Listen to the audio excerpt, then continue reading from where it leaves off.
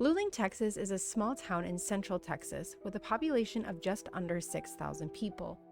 It was founded in 1874 as a railroad stop and remained a quiet agricultural community until the early 1920s when a major oil discovery transformed it overnight into a booming, chaotic town full of oil workers, saloons, gambling halls, and crime. While the oil rush eventually slowed, the town's rough and tumble roots still linger beneath its modern image. Today, Luling is known for its quirky charm, watermelon festivals, and old oil pump jacks painted with cartoonish designs. But it also has a more unsettling side, especially on the rural roads outside of town. Salt Flat Road, where Jason Landry disappeared, is one such place, remote, unlit, and surrounded by thick brush and fields. At night, it's nearly pitch black, and locals quietly acknowledge that the area has been used for illegal dumping, hunting, and even possible drug activity. While Luling may look like a typical small Texas town on the surface, its history and geography make it the kind of place where someone could vanish without a trace.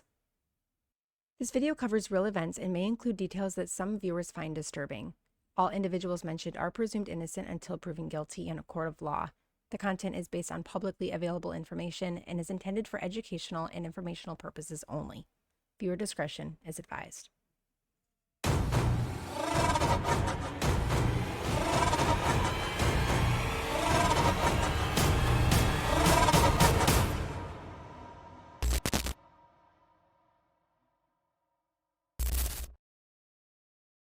Jason Landry was a 21-year-old college student from Missouri City, Texas, where he grew up in a close-knit, supportive family. He was known for being thoughtful, creative, and easygoing, with a strong sense of humor and a deep connection to his Christian faith. Jason graduated from Ridgepoint High School and went on to attend Texas State University in San Marcos, where he was studying sound recording technology. He had a passion for music and enjoyed producing and mixing tracks, often sharing his creativity with friends. Those who knew Jason described him as an intelligent, kind, and introspective person, someone who was always willing to help others and rarely let stress or negativity weigh him down. He kept a small, loyal circle of friends and had dreams of working in the music industry after college. Sadly, neither Jason nor his family would ever get the chance to see those dreams become a reality, because on the night of December 13th, 2020, Jason Landry disappeared.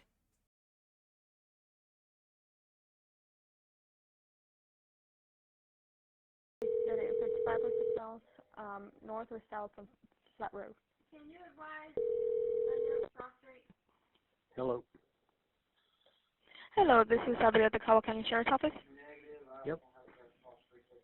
We just received a call that there's a vehicle versus fence on the area FM 1322 and Salt Flat Road.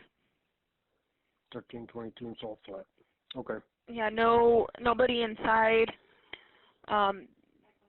The back windshield is broken though, and the smell of marijuana is emitting from the vehicle.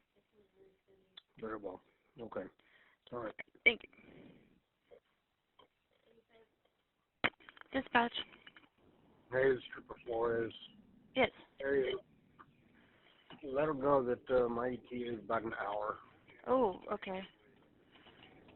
All right, I will let Flo know because he's in charge. What's that? I'll let Flores know because he's in charge. He's calling on the other line right now. Yeah, let them know it's going to take me an hour because I'm coming from my residence. Okay. All right, thanks.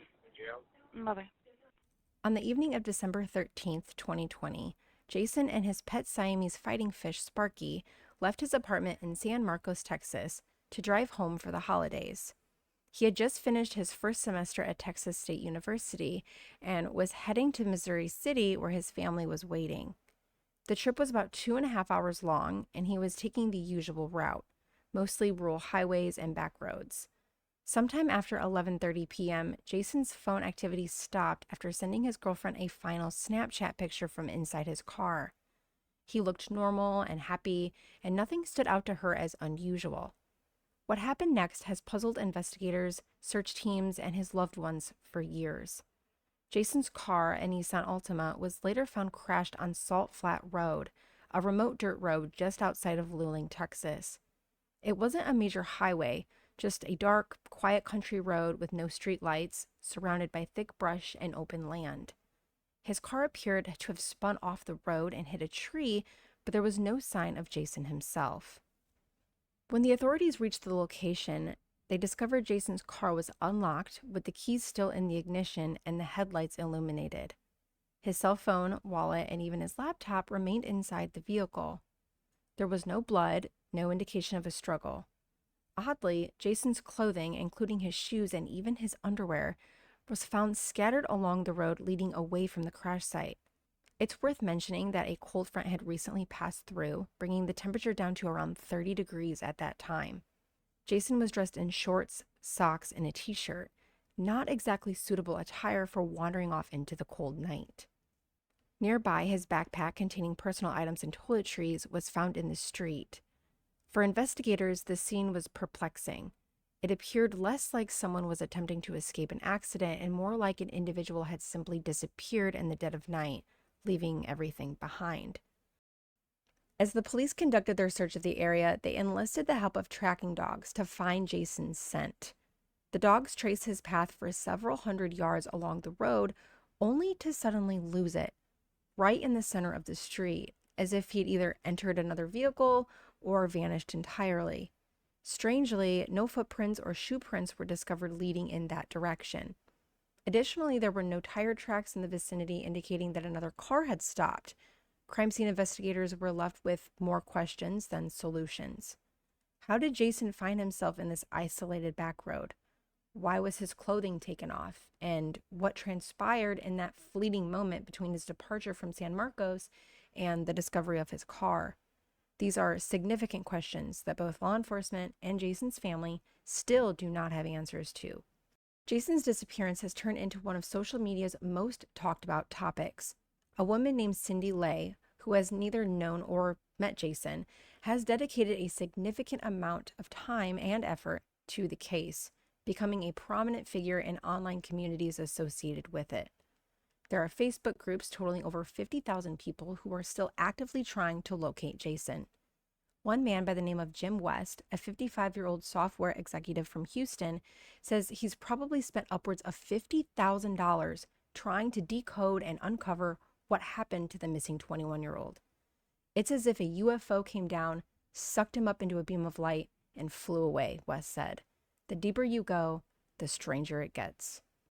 Jason's car, which was found wedged against a tree and a fence, showed significant damage to the body, including a back-shattered windshield, but the airbags hadn't been deployed. When firefighters arrived on scene at 1:15 a.m., one of them pointed out the fact that it seemed like an occupant may have crawled out the back seat and out through the back windshield. Though, like mentioned earlier, no significant amount of blood was found in or around the vehicle, which later convinced investigators that Jason must have squeezed through the driver's side, which was inches away from a barbed wire fence, but Jason still would have been able to squeeze through the opening and get out without hurting himself on the fence. Jason's clothing, like I said, was found nearby in the middle of the road, but the way it appeared was very strange. They were in a pile, not scattered around. It was almost as if someone stood in one spot and undressed piece by piece, throwing the items on top of each other in a small pile, like someone getting into a shower. There was a small bloodstain found on the waistband of Jason's underwear, possibly from the accident, but can never be determined as to where it came from. The blood was later identified as Jason's. Jason's parents, Lisa and Kent, would soon be notified of their son's disappearance, and Jason's father rushed to make the drive to the crime scene at Salt Flat Road. When he arrived, he was shocked to see that there was no Jason, no police, no crime scene tape. Jason's clothes were still laying in the road, never to be collected by police or detectives. Jason's father immediately began filming the scene for personal documentation, showcasing the lack of searchers, evidence left behind, and the fact that nothing about the crime scene was even being protected from contamination. When Lisa had called to question why her son's disappearance wasn't being thoroughly investigated, she was told that the state trooper who was first on scene, Cristobal Flores, had gone home and went to bed. The Texas Department of Public Safety declined an interview request on the state trooper's behalf, and the Caldwell County Sheriff's Office declined to answer any questions. Lisa mentioned that Flores informed her that when an individual departs from the scene of an accident, the police tend to believe they are hiding something. Kent, Jason's father, expressed that law enforcement appeared to lose interest in his son's location as soon as they found marijuana in his car. A few joints and a bit of marijuana were found in Jason's black backpack. No matter if Jason was intoxicated, high, or anything else, Kent remarked, you had what you believed was a vulnerable college student wandering in an unfamiliar area during frigid weather with harsh winds. It is crucial to locate that person and protect them from harm. Regardless of how they ended up in this predicament, you must find them and offer assistance. It would take the search and rescue team most of the day to then get themselves in order before heading out to the scene. This was the same day that San Marcos Police Department contacted Jason's roommate by phone and confirmed that he had not heard from him. During a welfare check at the apartment, the police found no evidence of the missing student. On the same day, the Texas Department of Public Safety, which was initially in charge of the investigation, reached out to Texas Search and Rescue, a nonprofit first responder organization that collaborates closely with law enforcement, which promptly initiated its own search operation. Texas EquiSearch, another nonprofit search and recovery team, later arrived at the location. By evening, the search teams had brought in dogs trained to detect human scent. Over the following days, more than 100 volunteers dressed in bright orange shirts combed the area on foot, on horseback, and in all-terrain vehicles. Oil storage tanks were examined, abandoned shacks were searched, and Jason's image was broadcasted by news outlets throughout the state. Technicians launched drones into the air, and volunteers in wetsuits wandered into murky, frigid creeks. A helicopter and a small plane were deployed, covering an extensive search area that would ultimately encompass more than 31,000 acres. Although the Landry family felt slightly more at ease, they remained completely in the dark about their son's whereabouts. The police were not providing them with much information to work with.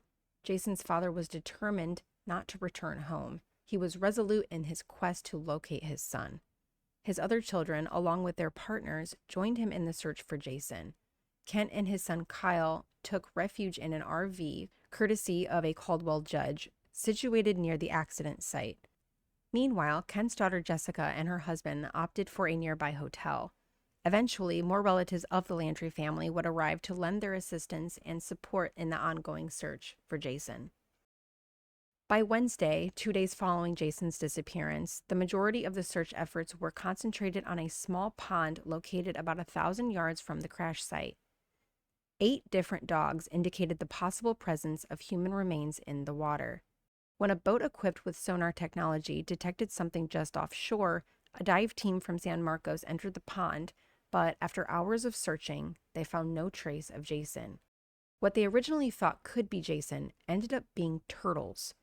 After obtaining permission from the landowner and securing pumping equipment from local oil operators, the search team drained the entire pond, a process that took several days.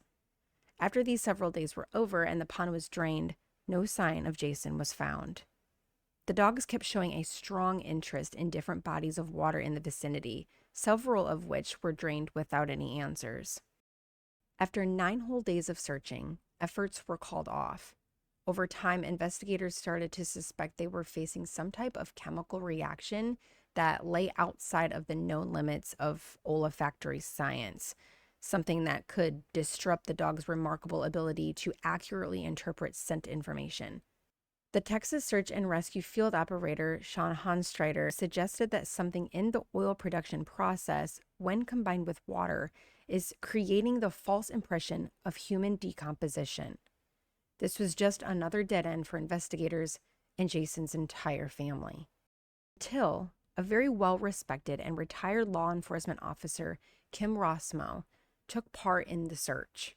About a mile away from the crash site, Rossmo, walking with a flashlight in hand, mentioned that he came across a group of individuals who seemed to be oil workers, although he couldn't identify who they were. After informing them that he was investigating the Jason Landry case, Rossmo asked if any of the nearby buildings would have had their lights on in December. No, he remembered a woman's voice responding, "You need to leave now. You're on private property." "All right," he retorted, "but I'm not on your property." He then got into his car and drove to a bridge that spanned a nearby creek. A few minutes later, while standing by the bridge, he noticed a pair of rapidly approaching headlights in the distance. As they came closer, Rosmo realized they belonged to a truck that stopped right beside him. When he walked over to the truck, he found the driver aiming a shotgun at his chest. More infuriated than frightened, Rosmo observed that the man had a license plate indicating he was a veteran. I was saying things to him that probably weren't very wise, like, "What branch of the military are you embarrassing today?" Rosmo recalled. "He's angry, and I'm angry." They both called the police, and officers arrived before the situation could escalate any further. The man's name was Stuart Carter, and while he had a little bit of a reputation with police, nothing ever came of the situation, and Carter was just another crazy person documented and shoved into a file cabinet. But Rosmo couldn't help but wonder, what if a disoriented Jason was out wandering through Carter's property and was shot and killed? But without any proof, he was forced to go back home empty-handed. Rosmo ultimately arrived at a completely different theory. Upon finishing his geographic profile, he determined that Jason's death was probably due to hypothermia. The concept was quite straightforward. After crashing his car on Salt Flat Road and potentially injuring himself, Jason fell into a hypothermic condition. He collected some of his possessions and made his way back toward Luling. Close to his car, Jason started to remove his clothing, a behavior referred to as paradoxical undressing. In 2023, remains were found by a family dog underneath a trampoline not far from where Jason's car was found. Police were notified and a search was conducted on the rest of the area after remains were confirmed human. More remains were found in the woods nearby, but were later determined to be of a much older male, making it impossible for this to be Jason Landry. As of 2023, there has been no new evidence uncovered, no suspects have been apprehended or interrogated, and Jason remains missing. If you possess any information regarding the case of Jason Landry, you are encouraged to reach out to the Texas Attorney General at 512-936-0742. A reward is still being offered for any information that results in the discovery of Jason.